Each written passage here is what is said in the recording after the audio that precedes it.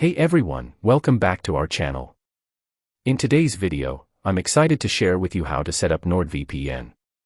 Let's dive right in. First, go to the Nordvpn website at nordvpn.com. Once you are on the site, navigate to the Download VPN tab. From the drop-down menu, select the device where you want to use the VPN.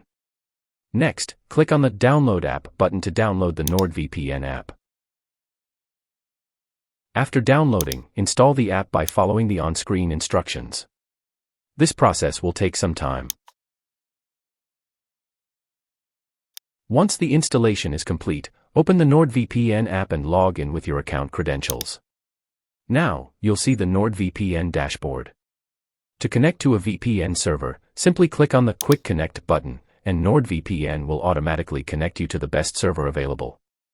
If you want to choose a specific server, click on the country pin on the map or select a country from the list.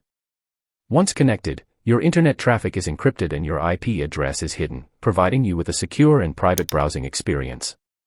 You can also explore additional features like threat protection, which blocks ads and malware, and the file sharing feature, which ensures secure transfer of files of any size without uploading them to any server or cloud. And that's it.